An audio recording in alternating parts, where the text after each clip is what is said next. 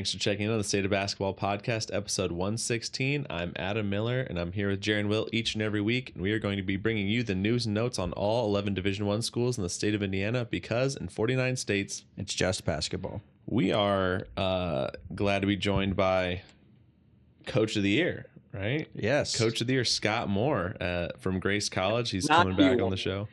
Not one of the 11 that you talk about, by the way. Right. That's the thing. That's the funny thing is Adam lied in a couple capacities. I always lie. All 11 Division I. One, we're not talking about all 11 Division I's, and two, we're not even talking about a Division I program. We can talk about Division I, but by the way, let me start with this. You guys ever think about the 90s boy bands when like Adam and Jaren sounds like a perfect duo of a 90s boy band? You guys should make an album. Because I guarantee you'd be a hit. We'll go to JCPenney and do some album covers. We'll put some together. Yeah. Although, do either of us have any musical talent? You played the bass. Yeah, in 7th grade once. I have no musical bone in my body. I can't sing. I can't. I've seen you dance. You've seen me dance. We're not rhythm guys. No. Why you host a podcast? Isn't it? Yeah, exactly. Very, very sedentary thing. Thanks for having me, boys. Yeah, we're glad to have you on. You know, you are not one of our 11, but you are one of our two teams in the entire state who were one of the 8 last standing teams in your national tournament, right? So we had Purdue and we had Grace College. Both made it to the Elite 8, and then the Epic 8. I think they call it Great 8. I don't think Great they are 8. allowed Elite 8. Who knows? Final 8 teams. It is what it is. But there's coin in the Elite 8. Can't say it. Yeah. NCAA's got all those trademarks, so we got to be careful what we say. But yeah, man, awesome year. It was. If you would have told me that back in August, hey, you're going to play 6 freshmen. We got no seniors, and you're going to be 31-4 and be in the Elite 8.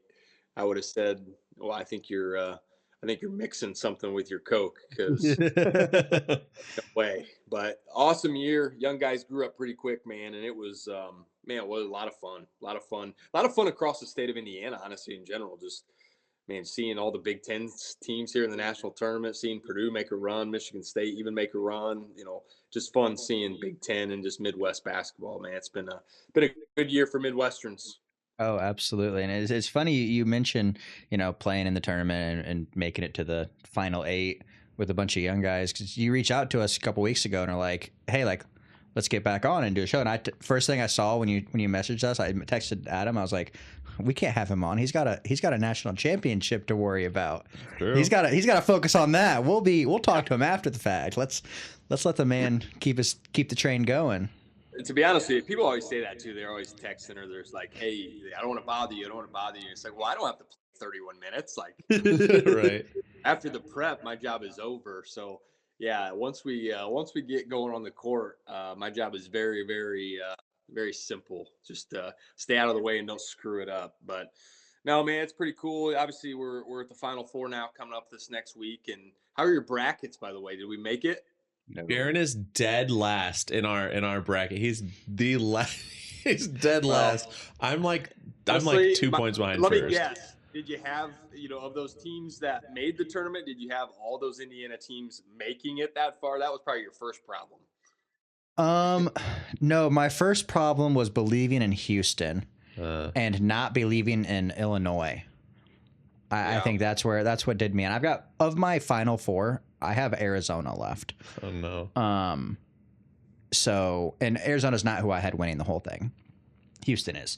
So that Houston, man. I had some misguided faith in some teams, and I didn't believe in some teams enough. You think that's bad? I had the first Final Four team I lost was Vanderbilt.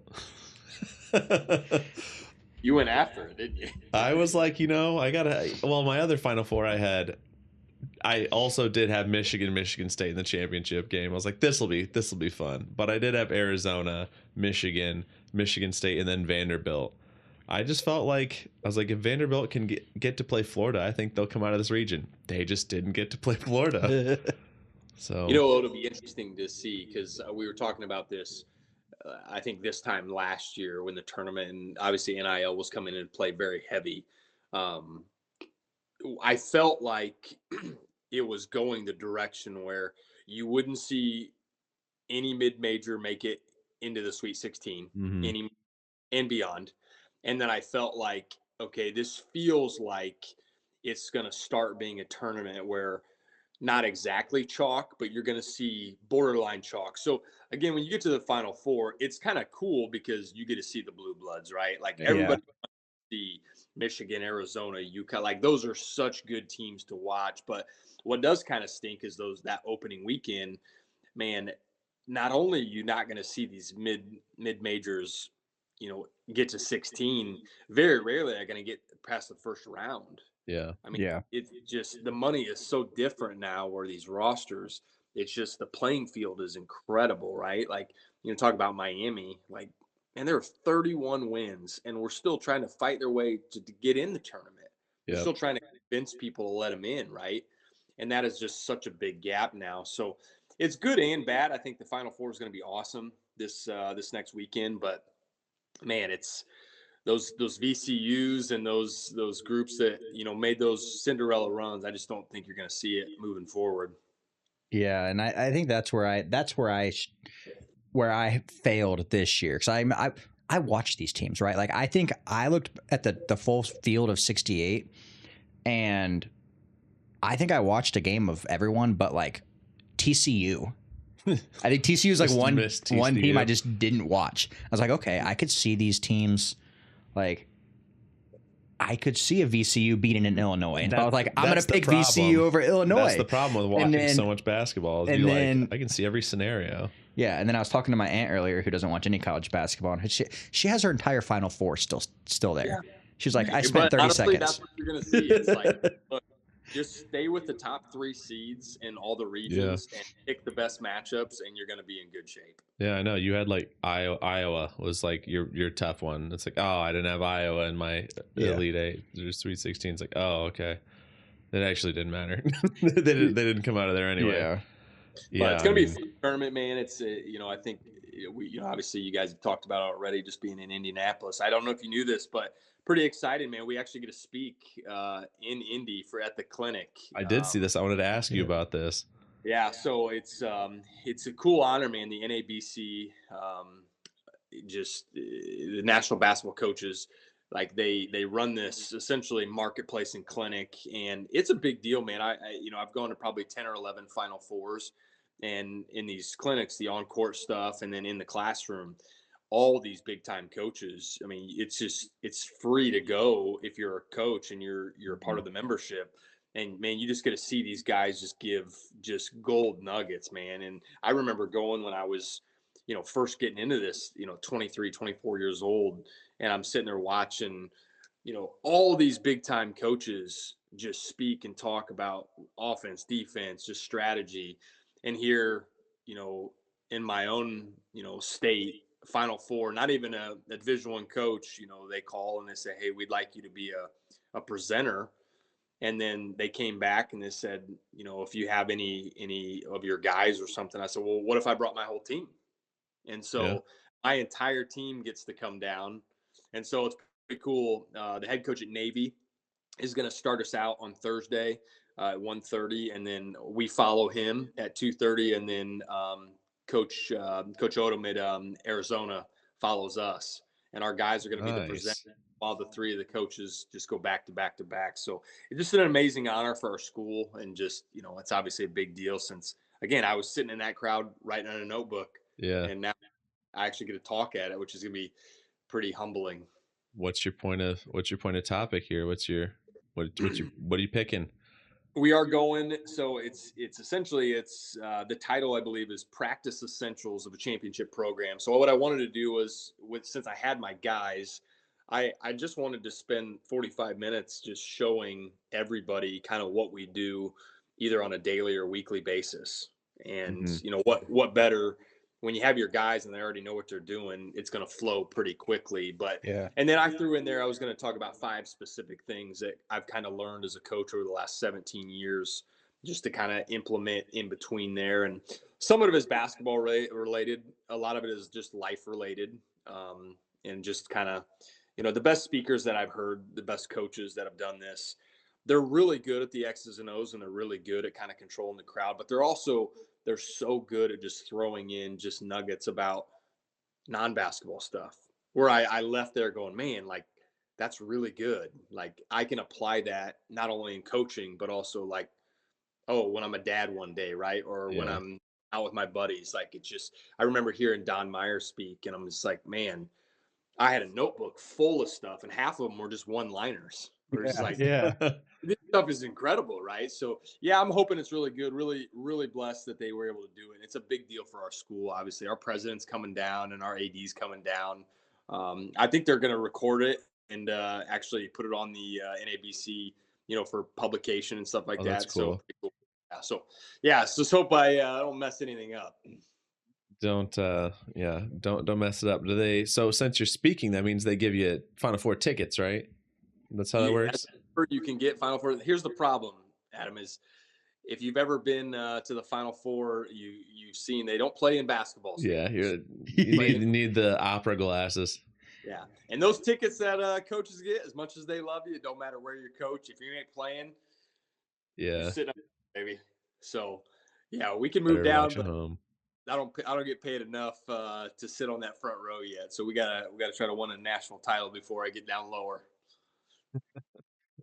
Man, and I don't know if we talked about there more than one division of Division One, or more than one division of NCAA is going to be like playing down in Indy this year, which I think is No. like a really Oh, cool yeah. thing that they did. They're just having everybody, the NIT, the Division 1, 2, and 3, just really showing basketball, Which I think is and awesome because if I had it my way, and I'm sure that's a lot of people's opinion, like it would be in Indianapolis every year. Obviously, it's never going to happen, but I like, think we get it every 4.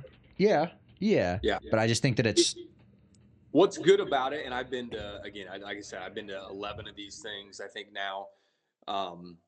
The best about Indianapolis, and again, it's always, obviously you're picking and choosing with the weather. That's the biggest yeah, thing, right? You yeah, just never Mhm. that. But it's just, man, the walkability and having everything so close and so convenient. Like Indianapolis was set up to host this. Like Mhm. it is designed perfectly in what it should be. I've been to San Antonio, I've been to Houston, Atlanta, I've been up in Minneapolis. Like none of these places are designed the way that Indianapolis can host these events. I mean, it is a week long party starting on Wednesday all the way through the following Tuesday, and it's just like it's kids, it's 80-year-olds, it's music going on, it's vendors, it's food, it's just a really cool situation, and you don't have to drive anywhere. Like you no, just walk from your hotel to the convention center to Lucas Oil to yep. Gainbridge, and like again, as long as it's not snowing outside, it's pretty cool. But even a lot of those walks can be done via the like walkways. Overpass Like things, they have yeah. overpasses connecting everything. Like you might have to walk outside through a parking garage. Yeah. But at least you're not getting rained or snowed on. And obviously, It's I remember, I don't know if it was I think it's in Houston, but they play at the Dome, and Mhm. you're downtown at the convention center, and then you have to like drive 25 minutes to the stadium, and then or take the bus, right, the yeah, public transportation back, Yeah. and it's just like, yeah, you do it. It's like, gosh, this stinks, man. Like, San Antonio's cool just because the river walk is so cool. Yeah. That was yeah. difference. Minneapolis is, I think, underrated a little bit. But man, there's nothing better than Indianapolis. It's just, I'm glad we at least get it for the 4 years because it needs to be there every 4 years. Yeah, you got the NAIA obviously not under the NCAA, so I imagine it doesn't have anything to do with the NCAA being housed in Indianapolis. But maybe we could get the NAI in there. Where did you guys went out to Kansas City, correct? Yeah, headquarters are in Kansas City. It's Okay. been there since the start, and it ain't leaving there. It's kind of the same thing where it's they do it really well. I mean, it's really well done. Man, it was a heat wave there like 2 weeks ago, 92 degrees in Kansas City when you're Oh out my there. Wow. God. Yeah, you talk about like living it up, man. We were there, and we got everybody came back from spring break while we were leaving, Mhm. and we walked into it was like 86, 90, 92. Like, this is incredible. Like, holy smoke. So yeah, Kansas City does a really good job. It's got a little bit of Indianapolis feel. The cool part for us is the hotel is massive, and it's right across the street from where we play. So it's literally like you walk across and you're right there in one of the oldest arenas in the country where Wilt Chamberlain played, and Yeah. tons of NCAA Final Fours were held in Municipal. And just it's got a really cool feel when you walk in the auditorium, where it's like, okay, you can kind of, I don't know if you ever been in Kansas and you walk in, like it Fog Allen has that. It's that weird, like, it's almost like a buzz, like, Yeah. there's ghosts flying around in here, I guarantee it. And this municipal auditorium that we play in, it's got a similar feel. You walk in that place and it's like, man, there's so much history that was played in this building. A little like Hinkle. Like, you go into Hinkle, right? And you Yeah. okay, there's something different. It feels different. It's just really cool, man. One of the coolest places. And yeah, I doubt it leaves Kansas City anytime soon, but it's been such a good host. And yeah, I'd love it to be in Indianapolis, but I just don't think that's happening anytime soon. That'd be too much of a home court advantage for you guys. Where do they have Yeah. you guys practicing when you're out there for in Kansas City? So it's just around different places. Old Kemper Arena was a famous arena there that you can go practice. There's some high schools and some other colleges close by, so they do a good job. It's essentially it's our 16. So we Mhm. start the 64, similar to what the NCAA is once they get through the first rounds, and then essentially they have NCAA has their regions they play and they keep advancing. When we get out of our pod, there's 16 pods. The remaining 16 teams then all go to Kansas City. Yeah. And I mean, you got to win 4 games in 5 days to win it all. And Absurd. That is you an play absurd setup. Not for the weak. Friday, Saturday, Monday, Tuesday. And it really is kind of a tough man's, like, okay, who's the last man standing? It's one of the toughest. It really is. They talk about the basketball tournament. Like, the NAI was created to be one of the toughest tournaments to win. And it takes a lot. You got to have depth. You got to have, a little bit of luck. You got to be healthy. Like, it is so much that can happen from game to game. We talking about a couple years ago when we had the number one team in the country and legitimate, like the best team in the country with Malone and Ian Scott and the Twins. And, we had essentially 5 or 6 Division I players on that team. And we get to the Final Four, and we're playing a really good team. And Ian Scott goes in the game, 30 seconds in, popped in the nose, just gushing blood. We couldn't get it to stop. Yeah. And so we played 10 guys, but Ian had to go out. He could not get it to stop bleeding. So it kind of messed our rotations up. So Yeah. Malone played a little bit longer than normal. And, we just didn't sub as much. And like, to this day, like, we lost that game because I honestly believe, like, just that little thing where Ian was out the whole half. Not only was he really good, obviously, but it kind of, that rotation was different. Yeah. It screwed everything up where you're so used to playing 35 games a certain way, right?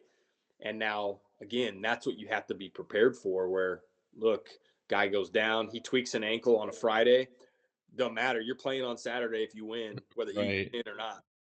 So yeah, it's Yeah. chaos, man. It's tough, but Right. it's 3 games like, and your third game in 4 days. yep, That's it's brutal. crazy. It's Yeah, only crazy. it's only a 9.5 hour drive, Adam. Maybe 9.5 hour next drive. time maybe next time they're there, Grace is there. Well, Well, we'll do the 1 hour drive, and then we'll put the people's bags on the bus, and then we'll just take an extra seat. Hop on. I tell you what, you guys ever come out to Kansas City, I will take care of your housing. Your housing is covered. Right.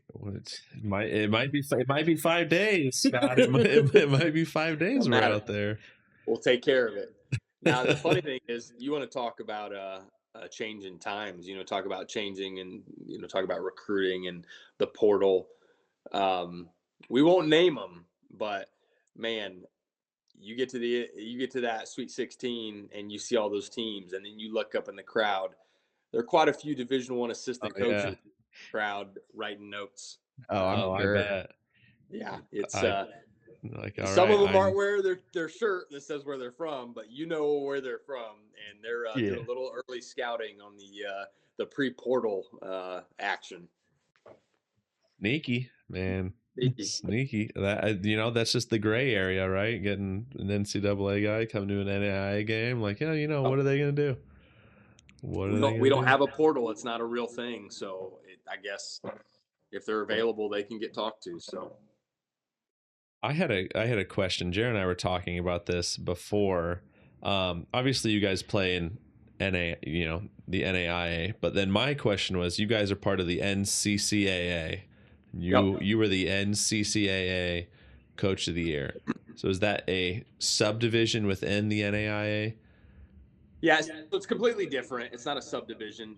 So the NCCA is the National Christian College Athletic Association. So Mhm. essentially, the all the National Christian College teams created this division where own national tournament, and so it's changed over the years, but it's a dual affiliation for us. Obviously, the NAIA is our main competition, Yeah. but because we're part of this Christian College Association, we also have another tournament. Now, what was the crazy thing was back when I was playing, the NCCAA was open to essentially it's all teams, not Division One. So Oh, when you got to the Interesting. national tournament, it was always an 18 national tournament. It was only 8 teams. You'd come from regions. You'd actually have to do play-ins in some of those regions to qualify. And then that would be, they had it at different places, but we actually hosted at Grace at the Manahan Orthopedic Capital Center because it was so uh-huh. nice for like 12 years. And dude, I'm telling you guys, it was so hard to win because, like, I'll tell you, one year it was back. This probably was 2014, 2015, something like that. We're good, not great. So we missed out on the NAI national tournament, but we were good enough to qualify. So we play this regional game. We win that. We get into the NCCA national tournament. The number one seed in that national tournament at the time was Point Loma Naz from California. Point Uh-huh. Loma was going from their D2 to Division One, or no, NAI to Division Two, and so they were already D2. They were Right. the number two ranked team, In D2. Division Two in the country. The problem was they weren't eligible for their NCAA tournament yet because they had that 3-year window. Right, the transition. So they come to the NCCA. We're playing them in the national title game, and I'm looking at these guys going, "What? Like, it would be easier to win the NAIA than win this tournament right here against these guys." And Yeah. we lost by one. Had a shot to win it at the buzzer, got Wow. blocked. Yeah, just so that's what it is. It's a really neat. It's big for our school. There's tons of schools across the country that are just a part of it. Now we don't play in it as much now that we've gotten to be kind of where we're at from the NAI standpoint. Anytime we qualify for the NAI, we don't play in it just because we don't want to take a spot from anybody else. But yeah, it's at in Branson, Missouri. I'll tell you how good it is. Bethel's a part of it. Bethel had a Mhm. great year this year. I think they ended up like 26-8 or something like that. For a long time they were top 10 in the country. They lost their first round in the national tournament and then ended up committing to go play in the NCCA National Championship, which is in Branson. Uh-huh. So they went from Kentucky, where they played, got back on a bus, drove all the way to Branson, Missouri, Yeah. played in that, and didn't even win it. That's how good it was. Wow. You're talking about the number 10 ranked team in the national in the NAI, and I think they finished fifth in that national tournament. Wow. So That's crazy. yeah, it's good, man. It's good for our school. It's good to just be dual affiliated. It means a lot. I think especially those teams that you know even different. We're talking about different teams on campus. Maybe they're not quite there nationally to be able to compete at a high level for the NAI national championships. The NCCA is a great starter just to get that tournament experience. Oh yeah. So if you're a soccer team and you're just not quite there, man, I think they go play the national tournament in like somewhere down in Miami or something. It's like, Mhm. okay, we got to go down to Miami and Oh, play darn. try Yeah. for the first title. So, yeah, man, it's a big deal. Just pretty cool. Okay. Yeah, we were wondering. We've seen, the banners saying, different things, and we wanted to. It's like because we were like, Indiana Tech is not an NCCAA team, so we were Nope. like, how? So we were like, so how does this work? Yeah. Yep. Yeah. So NAI is essentially everything, right? That's the Got it. league. And the NCCA is not a sub of the NAI. It's a sub. It's just a different division Hmm. completely. Whether you're Division two, Division three, whether you're NAI or even those other, I think some of those smaller leagues can be a part of it if they're a Christian coalition school. So yeah, man, just something else, just kind of neat to go after. And I think Ian actually won National Player of the Year, which is a big deal because there are so Yeah. many good players. So for him to be first team All American and then the NCCA National Player of the Year, it's a pretty big honor. Yeah, Yeah. that is awesome. Yeah. Congrats to him. I did see that he won that, and then that's what got me thinking. I was like, okay, because then I saw he was a first team Yeah. All American in the NAIA, and I was like, I got to figure this. I got to get to the Yep. bottom of this. I got to figure this out. Yep. Not as confusing as it seems. It's obviously it's a really good situation for us. We're very blessed to be a part of it, and yeah, the NAI and the NCCA has been so good for us, and I hope that's the one thing too. You get and look at some of these divisions: Division one, Division two, Division three, and they each have their own, I guess, pro of like what you get to the Division threes and some of those endowments for the Division threes, some of those facilities. You get to Hope, you get to Calvin, you get some of those. You're like even Trine, right? Yeah. Is Yeah. incredible. Like the amount of money that can come through there, it's pretty awesome. Um, some of the Division twos, I'm gonna be honest, I don't understand Division two. I don't get it at all. I don't get their national tournament. No one does. I think it's awful. Um, it's one of those where it's like the more, and I'm not here to bug on Division two, but like the more I get to know about it, the more confused I get by it. I just don't get it at all. Um, yeah, I think their tournament is whack. I think it's crazy to play these region teams for a Hmm. fourth time just to get to where they're trying to get to, and they're hosting it. They were hosting it in Evansville or something for the national championships. Like, It's couldn't find a better place to play a national tournament or something. But no offense to my brothers down south, but holy cow. Um, yeah, it's odd, man. So again, I love where we're at. I love the division. I love the competitive and man, the amount of talent that's in the NAIA and just seeing these kids now because they're not going NAIA to Division three. They're going mid major. You see yeah. these AI guys. They're making a lot of money now going up to the top. So it's a fun division to be a part of.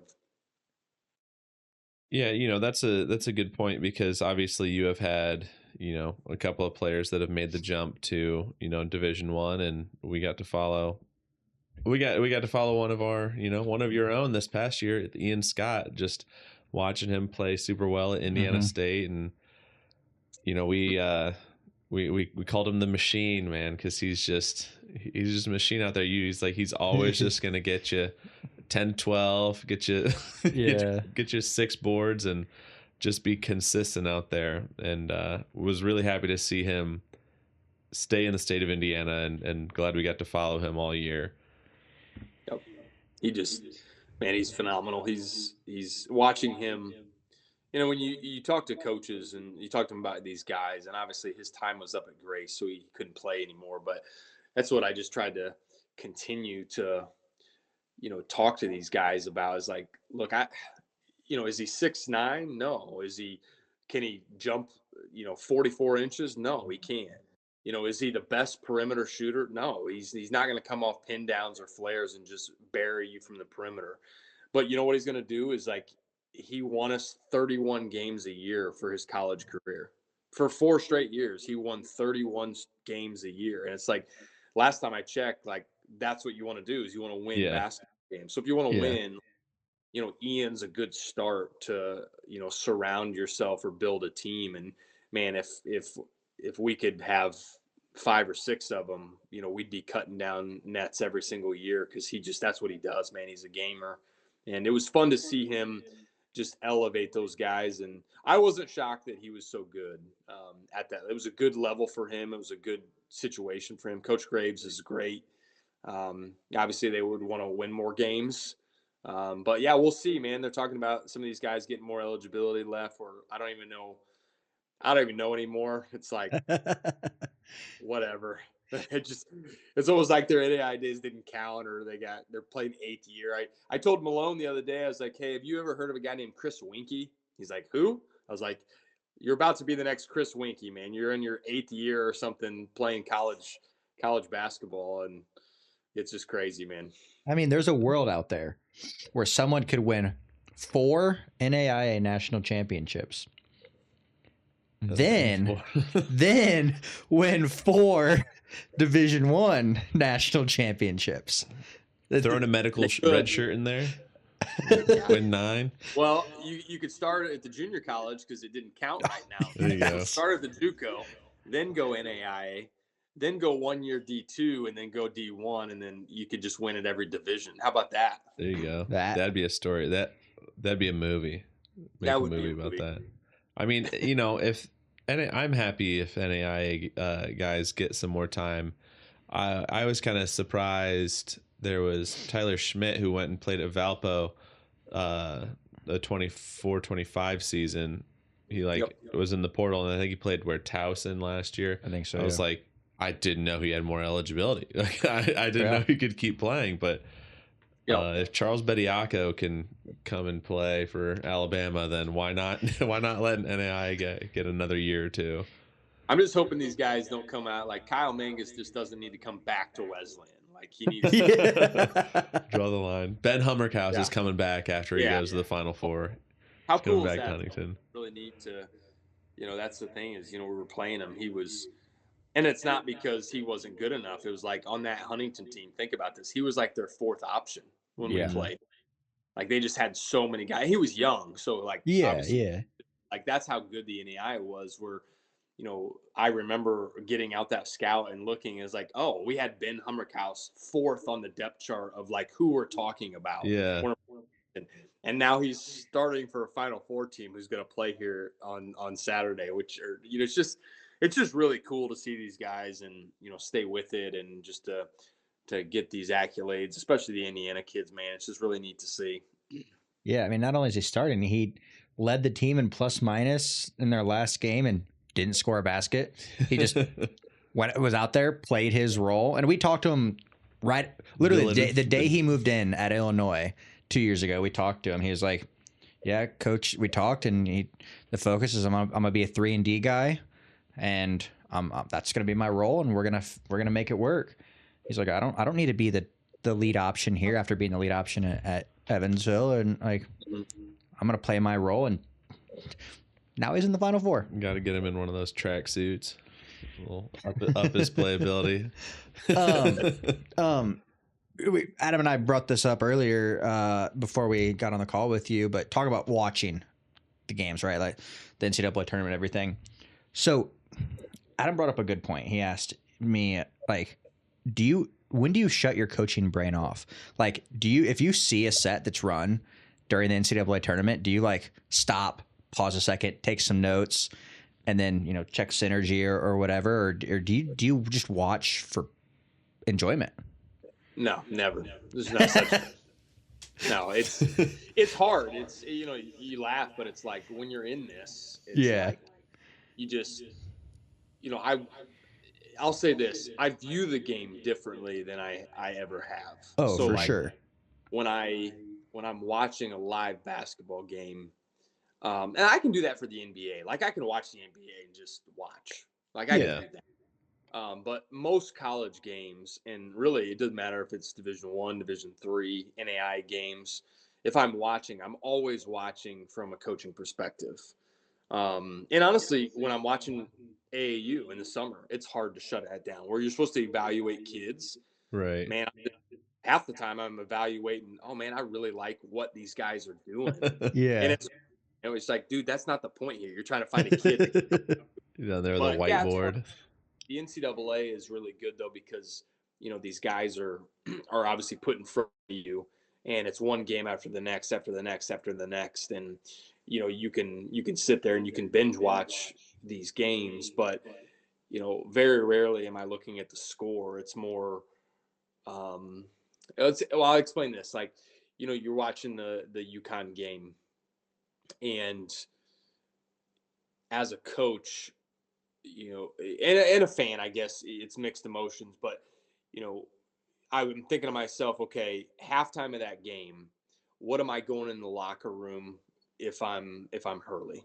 Like, Yeah. what's my communication? And again, understand I'm not Bobby Hurley. It's going to look Yeah, yeah, different. yeah. Um, Come but from on, a coaching perspective, you've gotten a couple technicals, right? zero in my career. Thank you. You don't headbutt the ref a little bit. Yeah, I try not to. Yeah. Um, But you're going in there. You're like, okay, in this situation, they're 1 from 11 from three or something like that. They're getting good looks. They're getting no second chance opportunity. Like when I'm walking into that halftime as a UConn coach, what's my game plan? Like what am I talking about? And then vice versa. You're walking in and you're thinking about, okay, Duke has this going. We obviously have the best player on the floor. Right. What do we have to do to kind of shut this and close this down? And your brains are just firing back and forth with each other. And so, like even at the end, it's really easy to be a couch coach. Yeah. Dude, it's 10 times worse when you are a coach, then you become a major couch coach. So as that last possession's happening, everybody has the right thing to do because they get time to think about it an hour and two after it's already happened. Right. Like, well, what I would have done is like, yeah, but like it's like boom, boom, boom. It's high emotions. Like, you're sitting there like, okay, did Shire make a coaching mistake? Well, Mhm. not really. I mean, he didn't. He had the play design. They were spaced out. Did he want what's his face to throw that pass? Not Boozer. ideally, but Caden Boozer. Yeah. Yeah. as the coach, I'm sitting there going, you talk about these end of game situations so much. I'm like, okay, there's 10.0 on the clock, right? We don't have to get it You don't have to get across. across. Yeah. You're looking at the possession arrow and you're looking at, as a coach, timeout, where my thought process was, okay, fellas, we're going to get it in. And essentially, we're just going to hold it, right? Yeah. Yeah. They're going to trap and they're going to trap foul. Like they're not going to let that time just completely go out. So at some point, they're going to foul. But I'm telling the ref at the same point, like, hey, I'm right beside you. I'm going to call timeout. Like, Yeah. just be prepared. I'm going to fire this one off. So then as a coach, you're sitting there, you let the ball go in, you let that time dwindle. At any point where there's even remotely a trap or a dangerous situation, boom, you burn your timeout. And now it's like, okay, well, now there's 6.1 seconds on the clock. Like now there is no trap. It's Yeah. got to They just have right? to foul So you. just things like that where you think about ahead of time and then honestly you let that thing play out. And unfortunately for Duke, like you learn lessons as a coach with watching other people make mistakes. Mhm. And so essentially, we'll go back and at some point next year, we'll talk about this exact situation. Like, hey, boys, okay, it's 10 seconds on the clock, it's 9 seconds on the clock. We're up to full court. Maybe they have the jump ball arrow. What's our plan? What can't we do? We can't turn it over. Okay, it's the Yeah. only thing you can do. Um, and we'll go over those situations together. Just again, I think more so just to be confident in what we're doing so that we've covered as much as possible. But yeah, like going back to what you're talking about, like you're always watching for that type of stuff of like, Yeah. okay, Hmm. I'm in this situation. What would I do? What would my message be? And then I like watching reactions. I like watching um like body language is a big deal. I like watching when games are being, up and down and up and down. You watched the Michigan game, and just an example, there was a commercial cut with probably 3 or 4 minutes left in the first half, and it panned from Michigan. And who'd they beat? Remind me. Tennessee. Yeah, so it panned to Barnes's team. when they were walking back. And I said to myself, like, it wasn't bad yet. It was getting Mhm. bad. Yeah. And it's like, this game is over. Like, this game is over. You can tell by the look in their eyes, like, they're going to try and there's going to be fight there, but there's no belief inside their eyes. Like, you can just tell when a team is done. Yeah. And with 4 minutes to go in the first half, Tennessee was done. You could tell. Yeah. And Yeah. vice versa. You know, you look at Michigan and they're just like, one, they're really good, but two, they have this look of like, we are going to kick you while you're down. Like the Monstars out there. Yeah. It, Yeah. it was ugly. So, yeah, man, it's hard to watch for enjoyment. I wish I could, but that's why I watch baseball. It's more enjoyable. There you go. Good man. Good Well, man. you know, I think you could coach UConn, but Dan Hurley could not coach Grace. So That is one thing I got on Dan Hurley. I would make it longer at UConn than Dan would make it at Grace. That's a Yeah. guarantee. You're telling me he can't do that in the Crossroads League? It's not going to fly. I mean, he can do whatever he wants. It just, I don't think it's going to last very long. He is a different breed, man. But man, what a run UConn has had. And, you know, with the ability to win 3 and 4 years here it's so hard to win, guys. Like, and I know you know that, but like even at that level, it's so difficult. So for any of these teams to be able to get there, I mean, think of the coaches that have never won a national title. Yep. You know, Yeah. how good Matt is Painter, Kelvin Sampson? He right? is unbelievable. Mark Matt Few. Painter, and they may never even get close. Yeah. I mean, Matt Painter may not make it to a Final Four again and even have a chance. And we're talking about, man, he's one of the best coaches around, right? Yeah. I mean, Yeah. Gonzaga's won 90% of their games for the last 20 years, not sniffing a national title right now. Yeah. It's crazy. It's hard to win. And so much like, you know, so much of the narrative is like, how many national championships have you won? And that's like what people point to and like what makes, you know, like this coach better than that coach. It's like, okay, Dan Hurley went back to back. It's like, yeah, that's impressive. But like, there are things that matter more. You know, and that's not everything. Like winning a national championship is not everything. It's, you know, it's one tournament, but like, you know, Matt Painter winning multiple Big Ten titles, right? Like that is also very hard to do. Yeah. Yeah, you know, it's always, you're always gonna, you know, coaching in general. The reality is, guys, you're always introduced by your record. It's just, it never leaves you. They want to know every year, like, you know, how many games did you win? How many games did you lose? And it's like, well, I have a name too. Like it's yeah.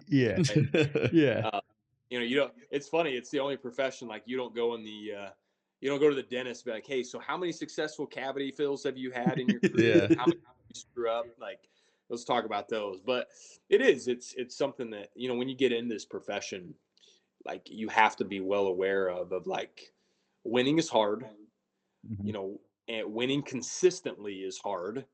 You know, to do it longevity like a Painter, like a Mark Few, or like, you know, a Tom Izzo is impossible almost.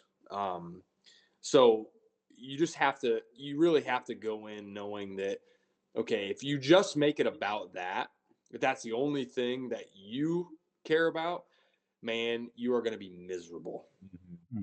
Miserable, because that's what everybody else cares about. But if that's the only thing you care about, like it's going to be a lonely life. And I mean, you're going to be more unhappy than you are happy. It's just basketball is always going to let you down. It's going to let you down sooner or later. You know, we were 31-4 this year with a bunch of rookies. We didn't win our last game. And I'm sitting in the locker room just disappointed and be like, no, like I don't have any right to be disappointed. Our boys played their rear ends off. That we just won 31 games with a bunch of, you know, 12-year-olds. And it's like these guys gave everything they could. I couldn't be more proud. And, you know, the first thing people want to know is like, oh, man, like, you know, just tough ending of the season. I'm like, yeah, but did you watch the first 35 games they played? Right. Right. Right. Pretty good, right? So, they'll win one year, but again, I even told them, let's say you do win it. Like, okay, well then what? Yeah. Well, like then No. what? Like, Yeah. does it change? You're gonna have a banner. It's gonna hang up in that rafter. It's gonna be something cool you can bring your family back to. And, but again, in a month, all that exhilaration, it's all gonna be gone. And then you're either going to be trying to get ready for the next year to do it again, or you're graduated, you're moved on. And it's just like, you just put in perspective again of like, this whole process it's, man, it's a fun time of life. It's, the journey really is like, you don't remember a whole lot of games. All these guys, these March Madness, like when the season ends and you're crying, it's really not because you lost. It's because like, man, I don't get to do it with these guys anymore. Like, Yeah. thanks, right? That's the Yeah. worst part. I'm going to talk about a little bit about like the perspective and like so like when you look at perspective, like the narrative around like Purdue for so many people still is that they choke in the tournament. But it's like, okay, how many they've been to multiple Sweet 16s very recently. They've been to a national championship game. They, have lost to some double digit seeds, but like this year, they were a 2 seed. They played to their seed. They lost to the 1 seed. They made the Elite Eight. They made it as far as their seed was supposed to, Yeah. as far as they were supposed to go. Yeah. But then people will say, well, they were the preseason #1 team, right? So Yeah. they should have made it further. But then you flip that around and you have a team, like your Grace team this year. You were like, I didn't think we were going to win 31 games. But then you were a 1 seed in the tournament. You make it to the grade 8, and it's like, okay, on paper, if you're a #1 seed, you should go to the Final Four. So it's Yeah. like those two things can be presented completely differently, and it's like, okay, this one is a letdown. This one is not. Like, how does Yeah. like that seems horrible to just like the narrative would kill you. Yeah. And that's a great, honestly, it's great because that is something that's talked about outside that circle by a lot of people. Everyone's going to have, like, when you're a fan, Mm-hmm. that's short for fanatic, right? Like, that's Yeah. what that means is, and, going back to Purdue, let's start there as, I've been around that program and I've been around and I've obviously played some of these teams. My pushback to all Purdue fans, if you are a Purdue fan, is like, okay, like if the only thing you want out of this is like a national championship, Mm-hmm. regardless of anything, because if that's what you want, like if you just want to sell everything and just say, hey, we want titles and that's it, Yeah. like I think you're missing the point here. Like, what that place does is, one, there's not 5 coaches better than Matt Painter. No. They're just not. No. 2, No. they are exactly who they are. And it's like, who do you think they can just bring in to West Lafayette, Yeah. Indiana? You know what I mean? Like you're like, well, let's just go get anyone we want. It's like, well, they're not spending $20 million because Yeah. it's not what they do. It's not, they have money, obviously, but Yeah. it's not what they do. DeBansters, whatever his name, ain't going to West Lafayette. Yeah. So, and Painter has a style. He recruits Indiana kids. He recruits his kids, and then he gets more out of those kids than any other team would. They win constantly. They always put themselves in a position to make a deep run in the tournament. They win Big Ten titles, which is really hard to do. Mm-hmm. And again, I just think my pushback always with these so-called Purdue fans, and I'm not a Purdue fan, like I'm not, but my respect for that program is so high because I'm like, okay, if you don't want him, who do you want? Right. Like, go get then, because the guy you bring in, it ain't gonna be like Matt Painter. Yeah. Those kids are Exactly. leaving, and again, they're like, we're not coaching robots, man. Like we're coaching human beings. And so don't forget, like, this process of basketball is to be able to take these kids at 18 years old and somehow get them to 22 and get them ready for what's next. And not all of them are going to be playing in the NBA. Mm-hmm. So, yeah, the perception of the winning too. That's a great point, Adam. Is like, what's a letdown, what's not a letdown. Look, I'll tell you this: any coach who's competitive, if they don't win their last game, it's a letdown. Right. Like, did I think our season was a letdown? No, not at all. I think it was unbelievable. But again, it's not like when you're in it and you're in the Elite Eight and you're playing to get that national title, like I didn't win my last game, so I'm still hungry, right? Yeah. I still want to compete, but I also have the perception of, okay, I know the feeling I'm going to have when I get that, and it's going to go away. Mm-hmm. Like it's because as soon as you get that, Matt Painter gets that done. Purdue wins the national title. Guess what all those Purdue fans are going to say? When's he getting another one? Well, why can't we go back to back? Yeah. Exactly. Like when's you can't do that? Like we won last year with this team. Why can't we win with this team? We got better players. We got this, and it's how it is. And again, as a coach, you sign up for that. Like Matt Painter knows what he gets paid a lot of money to deal with that. Yeah. And I don't think there's very many programs in the country that are run as well as the Purdue Boilermakers. I just think it is class top to bottom. I mean, we went there for a scrimmage game, an exhibition game, and I left going, this is what I want Grace to look like. Yeah. Now, obviously, a smaller capacity, but like I want Grace to look just like how they do this. Everything was just, you're blown away, man. And it was just something I'll never forget. So, yeah, don't give up on the Purdue guys because he never going to get fired. I'll tell you that. If anyone's calling for his name, he will walk when he wants to. Yeah. This isn't, I don't think it's an exact thing because, like, obviously Matt Painter, the way he recruits and everything doesn't necessarily fit at every school. But, like, whenever a good, a better job opens, like North Carolina is open right now. And, like, I don't know if they call Matt Painter, but, like, if you want the best coach, like why would you not call Matt Painter? Jaren and I say this all the time. It's like, when Bill Self retires, like if you want the best coach, like if you're just saying I want the best coach, then you call Matt Painter. Obviously he's not recruiting number 1 draft picks at Purdue, but like, could he? Maybe. I don't know. But like, if you want the best coach, he's there. He's not going to leave his alma mater probably, but like, I would call him. He'd be first on my list of every. Yeah. Every if I'm phone an call. AD, I would. There's about 4 or 5 guys. Any job I had, I'd make one call. And if that was your guy, then you make him say no 5-6 times before you move on to number 2. But he's on the short list of every call in the country of like from a program builder, doing it the right way, getting kids, like, come on, it's not even, it's a dumb conversation to have if you don't like what he's doing, because there's not 3 or 4 guys better than him. Exactly.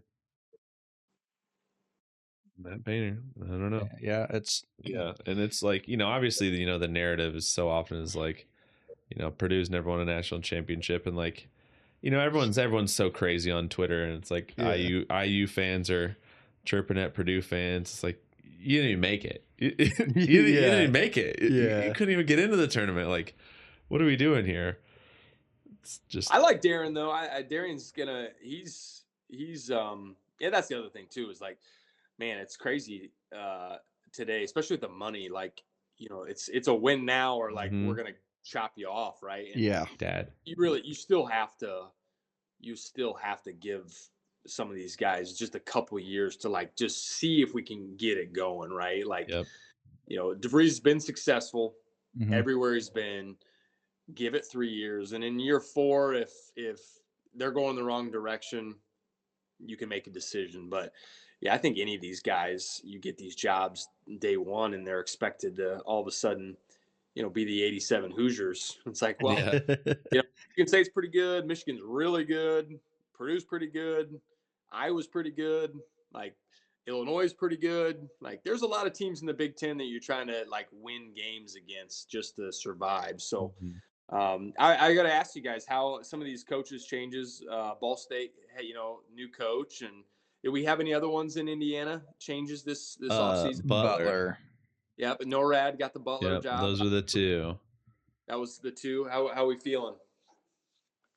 I don't know, much of anything about, Coach Cap down at Ball State, but I like what I heard. I mean, he's been a very well-regarded assistant, so I think that our kind of discussion with it was, going into this season, it's like Mike Lewis, like, will he be fired or will he not be fired? And, we think Mike Lewis is a good coach and we think that he can be a successful head coach, but you have to invest and be able to compete. It's the same thing with Thad Matta down at Butler. Like, Yeah.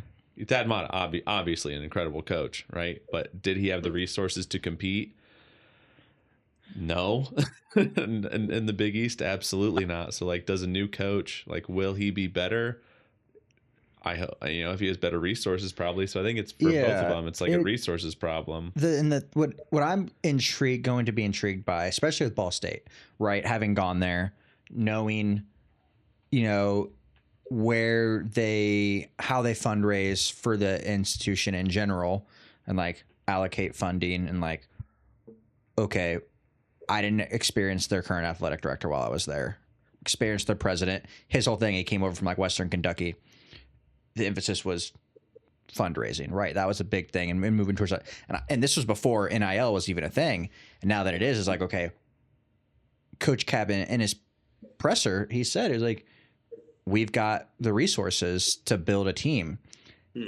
That is going to be, I'm like watching that closely, because it's like, okay, well, if they had the resources, why didn't Michael Lewis do it? Is it a Michael Lewis problem? Is it okay, now that they have a new coach, they're going to bring the money in more, and fix that?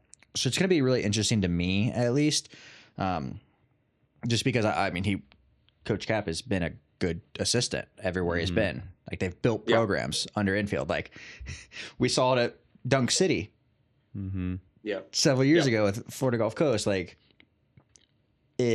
and then it just stacks. I was like, okay, now how does he do as a true head coach? And NORAD, I mean, again, the resources, like Adam said, I'm interested to see who both of their staffs are, because I think that's a big thing, is the community in itself behind both those programs, like historic programs, and their respective, like Ball State in the 90s were a force to be reckoned with in the MAC, and now they're not in the slide. They can't even make the MAC. They can't even sniff the MAC tournament some years. So it's I think when Butler opened, and like as it kind of started to unfold, I think you thought that they were going to go with NORAD earlier on, and I was still of the thought that they were going to give Gross or Steele that would be who they ended up going with,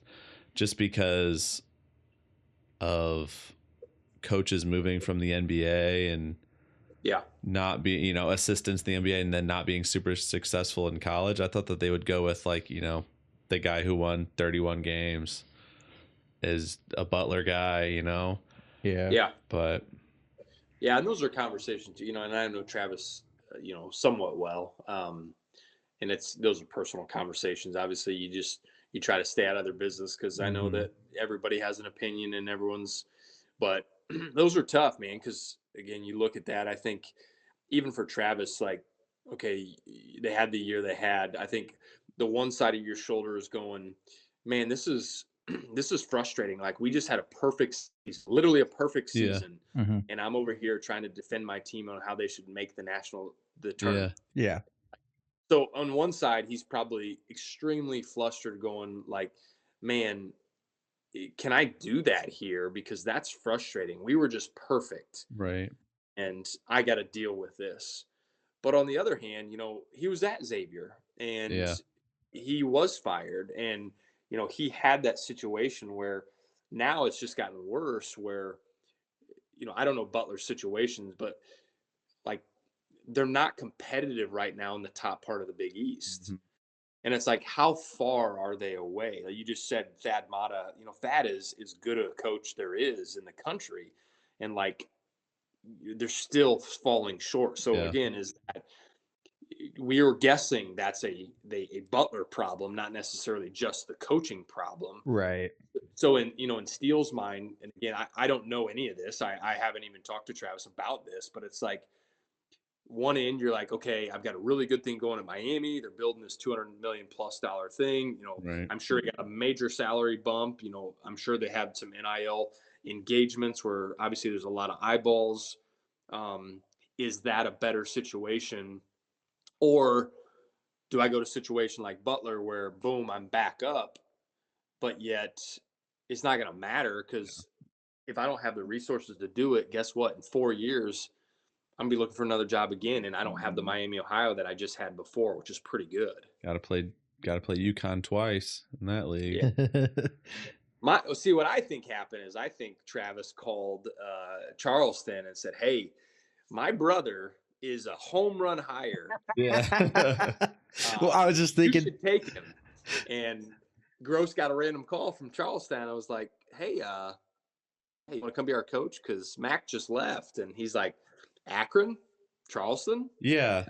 That's what people were like, isn't this a lateral move? And it's like, have you ever been to Akron and have you ever been to Charleston? Like, yeah, come on. Not a lateral move. I can tell you right now, you could take less money at Charleston, not a lateral move. Yeah. Because your skin color just got nice and fresh. Yeah. Yeah. Like, yeah. And especially those t-shirt cutoffs and nice little red glaze there for a while, man.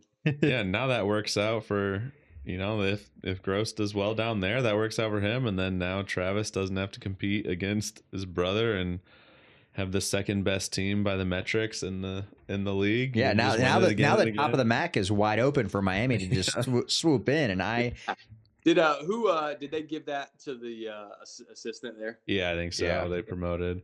That seemed like the logical thing. He's been with him for a while and pretty well respected. I don't know him well, but pretty well respected. So yeah, it's just. But again, there's that situation where if you can be at a place like that, where you're ultimately, are you the top in your league financially? Mm-hmm. Yeah.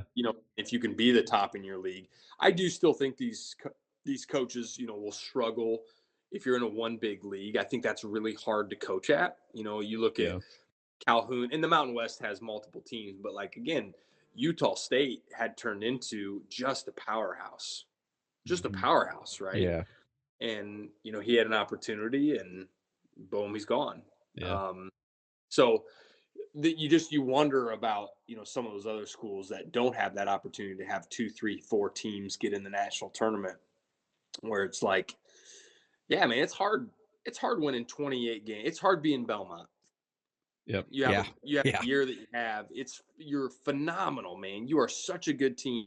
Boom, one game, done. Yep, that's it. Season's over. Like, that sucks. But yeah, I mean, it's a different world. It's I felt Travis was getting fired up, man. He was believe it. Although I had a friend of mine who was literally like, "Hey, man, this guy. Do you know this guy? I mean, he seems like a punk." I was like, "Well, wouldn't it piss you off if after a month of being perfect, you keep getting asked these questions? Like, I'd be mad too." Yeah, I do have a bone to pick with him, though. I think I can't remember, and I might be misremembering, but I'm fairly confident that he said towards the end of the season, if they finish the season undefeated on Selection Sunday, he would wear a Speedo. And I did not see him, and he could have been wearing it, and I didn't see him. But when they showed the Miami showed them get their locker room, or when they showed them get selected, no Speedo to be seen. Nothing. I'm a little disappointed. I didn't see it either. I heard a lot of talk. It's going to come up in a conversation the next time I see him. I'm probably going to see him at the Final Four here, and it's going to be one of the first conversation. Like, hey, a lot of people have been asking, just, you're going to go back on your word or not? It was my first reaction. Like, I was obviously very excited. I expected them to be Miami, in. Ohio got in. I was like, where's he at? We watched it live, and I think that was my instant reaction. I was like, all I could think about. And this is weird saying this, that I've never met the man. He's looking for a man in a Speedo. I'm expecting I'd be careful how many people I said that to, Jared. I Well, was yeah. looking for the guy in a Speedo. I couldn't find him. He was. I was really looking forward to this. Well, I keep a tight circle around here. All right. I did get a lot of pushback because when the Ball State job opened, and I'm obviously not going to ask you to speak on if you were contacted or anything, but I got a ton of pushback because I was like, Ball State, if you want to win, you go after a guy like Scott Moore. I mean, he's now won 5 tournaments straight in his league. Like, if you want to win, you call Scott Moore. And it was just like Grace fans in the comments like, no, definitely not. I don't like this at all. Do not call. Well, it's good do that not Grace call him. fans are like defending me. I guess that makes you feel good. At least people like me right now. But that could change next year. We start losing some games. I'm sure that could take him. We don't want him anymore. Yeah, he brought back the whole team and he lost 5 games. Yeah, it's too many. Yeah, it's I don't know, man. It's a funny business. It's any coach you get into this, the longer you get into this, the more you just like, man, you got to find a way to be happy. And I think that's the thing is, I never got into this for money. Mm-hmm. That wasn't the first thing I got into it for any reason. So like, again, is we have success and, my name gets brought up and I have those conversations, those phone calls, it's not that I wouldn't take another job. It's not like I wouldn't look. I think when you start saying never, I think that's a dangerous thing. Right. Right. Yeah. My wife has a lot of say in that. Like if she wants to go somewhere, like, we have that conversation, but I think when you start making a decision based on stuff that you're not looking for anyway, that's where you get into trouble, right? Yeah. I got into this to, I'm super competitive, so I want to win. So me going to a place where I'm not able to win or have that ability to win, that would be really hard for me, guys. Like, Yeah. and I'm well, like, look, I understand.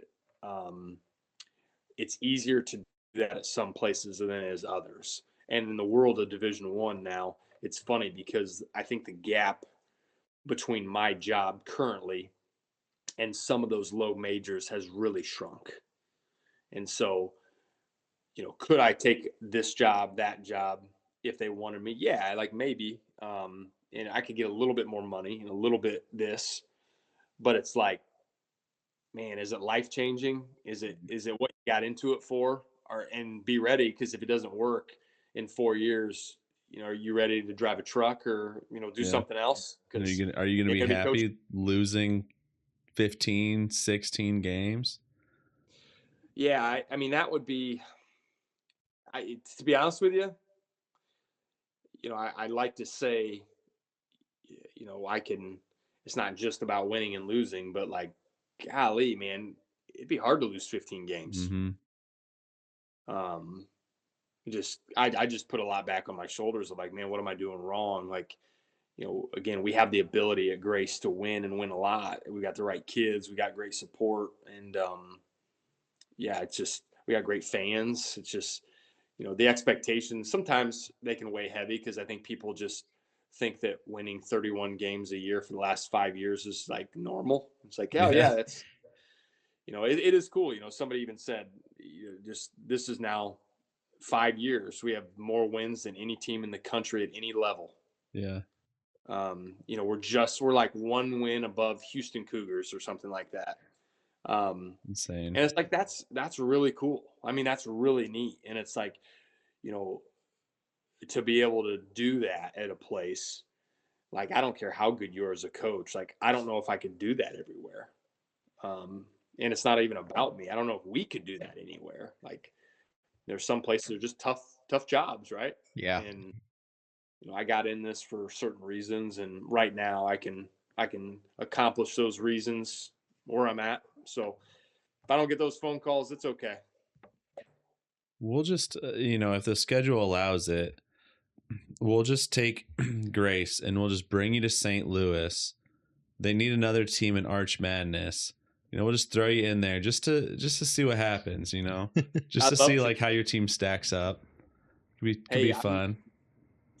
Speaking of Travis, hey, he had his problems with high majors not playing Miami, Ohio.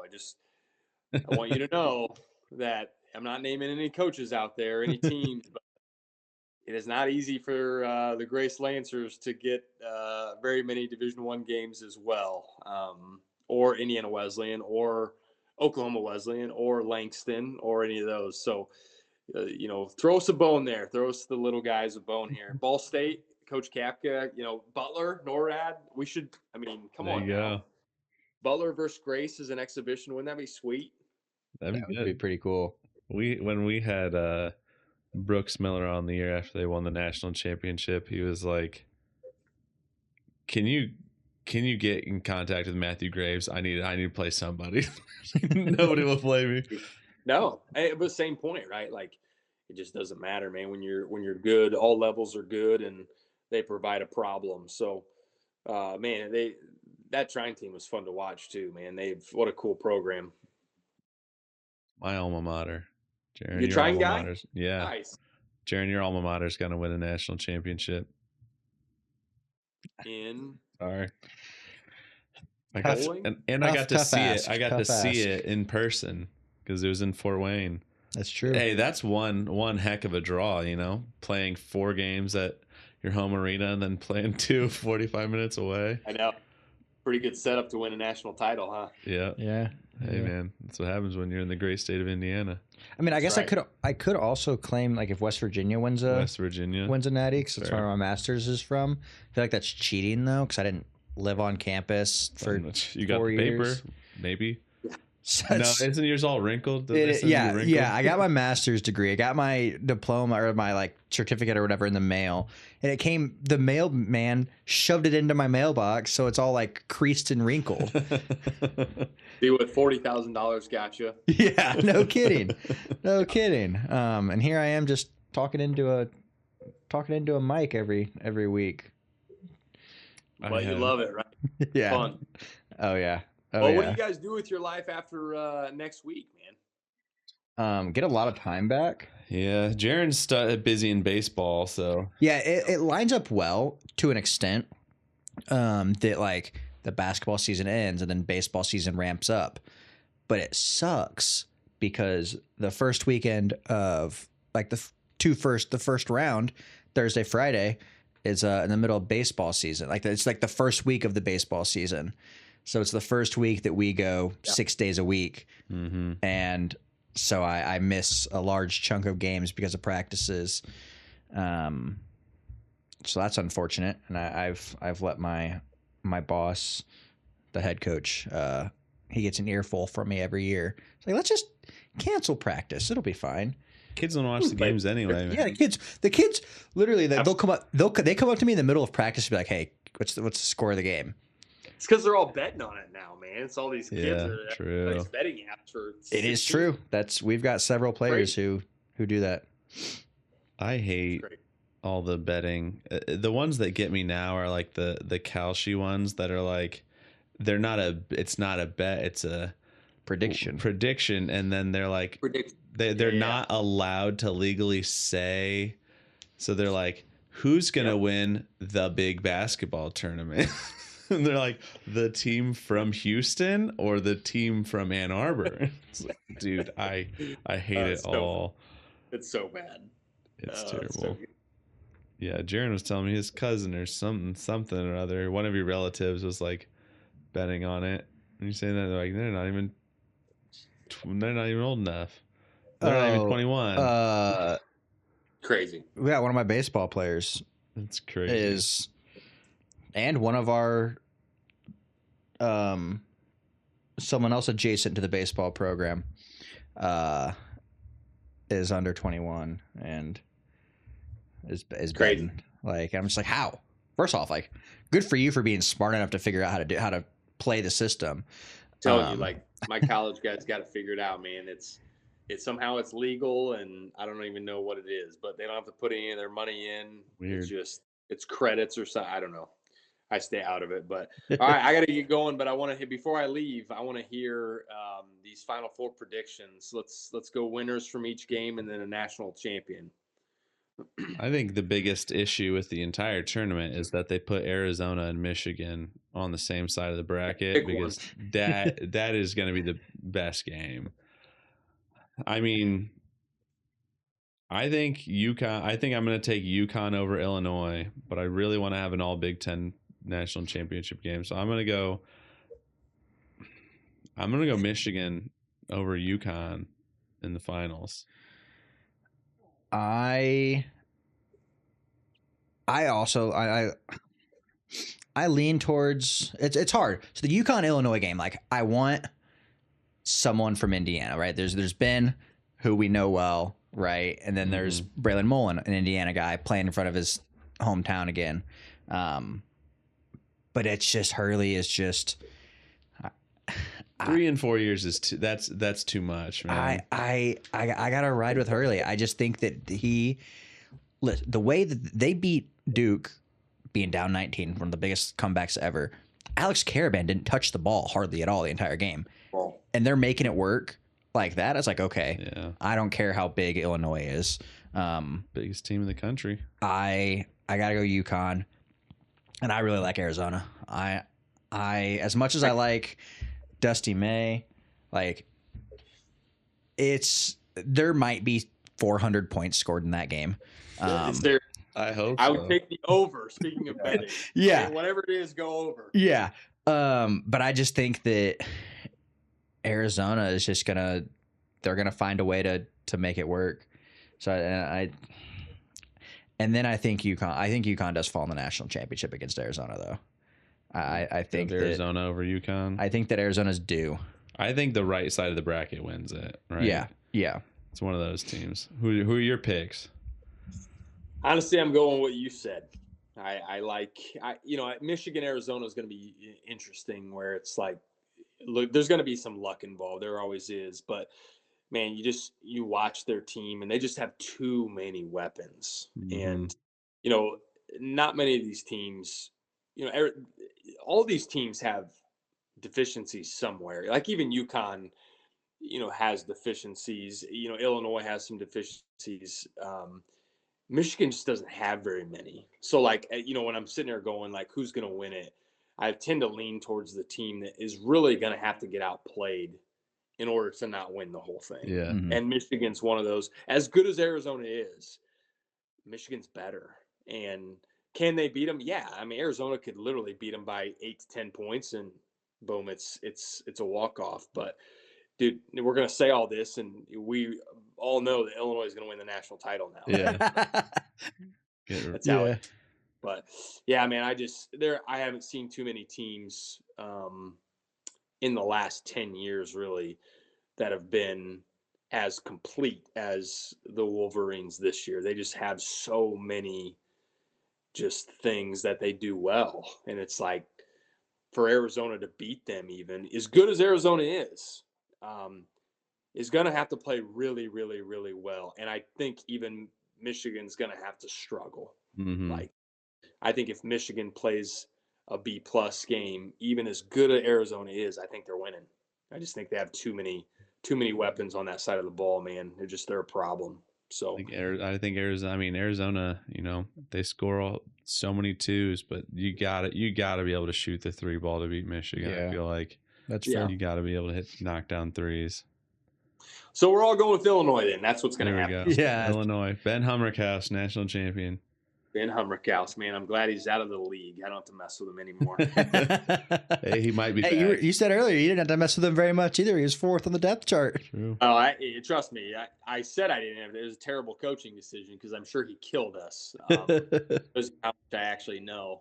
But fellas, thanks. You guys have been fun to listen to all season long, and just I know you're 11 D1, but I appreciate you showing love to the little guys as well. And man, it's another season of basketball coming to an end. So we'll see if we can rev this up and do it again next year. Absolutely. We always love getting out to the mock too. So yep. got to Hey, I mean, you guys are front. My water bottle's in the way, but you guys are front and center. Love it. You guys do 2 things up. You can't see very well, but the little bobblehead. I got some. We got some updated 5-time Crossroads League tournament champ What an shirts for you. absurd statement to say. 5 times. That's It is. It is a little. I got to show you this before I leave because, again, I just think it's funny. Listen to somebody sent me this picture. They were on the website of, I don't know if it's our Crossroads or I think it's Crossroads website, and they were like, "Is this a real thing?" it's just Grace. Indiana Wesleyan won. Oh my That's gosh. like, man, that's a great picture. I'm keeping this.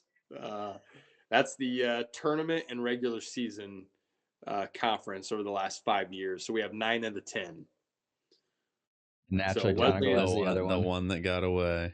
the one that got away. Tonago won 5 years ago the regular season, and then that's the tournament we started off with. So we'll see if we can get it again, man. But seriously, guys, thanks so much. And Jaren, enjoy baseball season, buddy. Hopefully you don't get snowed on here. Welcome to Indiana baseball, right? Yeah, it's Yeah. we had to have an argument with our players of like how cold is too cold to practice, and they're like 30 degrees or below, we won't go out.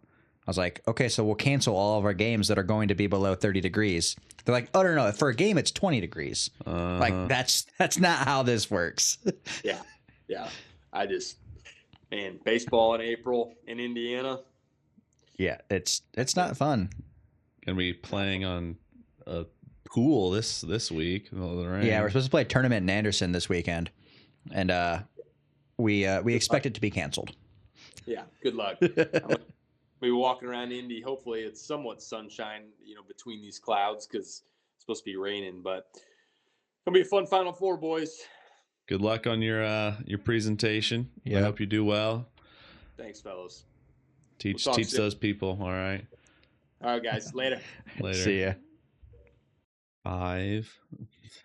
9 of 10. 9 of 10 regular is season, a crazy stat. regular season in conference tournaments is crazy.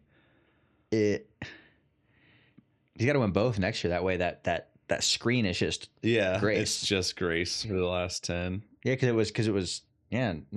Hey man, he's bringing literally everybody back. So That's true. well, I mean, obviously anything can happen, but why not? Why not Grace? Why not Grace? I like having him on. He's a great dude, and like I said, man, he could coach UConn. Dan Hurley could not coach Grace. I didn't say it because I didn't want to I know he's a little sensitive about the topic, but when he said that he could be Danny Hurley like very early on in his little when he's talking about it, I was like, you have the same haircut as him. Savage. But I didn't want to. I thought it instantly, but I was like, I don't want to cut him off, and two, I know we've I don't want to cut him off just to call him ball. Hey, he knows. We've talked about it before on the show. He gets it. I can't. I mean, I'm slowly losing a little spot right here. It's creeping up on me. There. Could just be my haircut and like my hair's a little longer, but it's my baseball players called me out the other day, a couple weeks ago. Rude. We were huddled around doing position meetings. Throw a hat on, dog. We were doing position meetings, and a kid across the room, he like pointed at me and then did this and then pointed at me. I was just like, you jerk. I understand that I've got a slight Now you got to find thin him in spot. 15 years or however many years till when he's 30. And be Well, like, then one of the other players, like a couple days later, made fun of him, called him neckbeard, and I was like, and he was like, "Don't even get me started on you." I was like, "Okay, you're right. They'll roast me more than I'm allowed to roast them." That's true. But But yeah, love having Coach Moore on. He National Coach of the Year, Coach Moore. NCCAA Coach of the Year. Yeah. Hey man, it doesn't matter what you put before it. He is the Coach of the Year. He is a Coach of the Year, and well deserved by him too. I mean, like he said, doing it with having the success that they had this year with as many freshmen that had not a single senior. Like it's dude knows ball. It's almost like the Florida back-to-back. You know, they just brought the whole starting five back. Like, obviously they didn't win, but like 4 games in 5 days is disgusting. That is horrific. Yeah. Yeah. Might have to go watch them. It's only 9.5 hours. 9 hours and 22 minutes from this exact spot to the municipal. Hey man, I could do it. You probably couldn't. Baseball. I could figure something out. You know what? He said he'd put us up. Hopefully we get put up this time. Yeah. Been burned before. Yeah, we have it on record though. That's true. We That's have true. it on record. We'll send it to his AD. Be like, I think this is on you now. Yep. Hey man, listen, we say it all the time. We'll carry bags. Yeah. We'll move luggage. We'll We will earn our keep. rebound. We'll rebound. I don't care. They've got the machines that rebound for them. Okay, I got 2 machines for you right here, man. You're I guess it wasn't rebounding that you broke your ankle. It was. That was, you know what that was? Covering a lazy defender is what it was. It was covering a lazy defender who didn't want to guard you when you got into the paint. I had the ball. Yeah, I know. You weren't the lazy defender. Oh. I had to try and block your shot because the lazy defender wasn't coming around. Yeah, you didn't have the help side defense. Up. Yeah, dude. No help side defense. That's fair. Dude was just sitting in the paint, hands on his hips. Literally not even grabbing the ball. He grabbed the board though. He grabbed the board though. Yeah. Disrespectful. You and I both hit the deck. You were still won that game at 21. Okay. You are also 4 inches taller than any of us.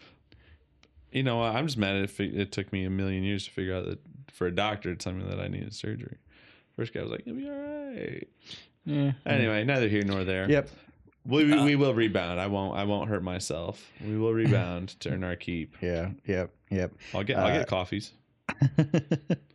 Well, the clock is showing quadruple zeros, so it's time for us to get out of here. Thanks for checking into the State of Basketball podcast. We will see you next time. And remember, in 49 states, it's just basketball.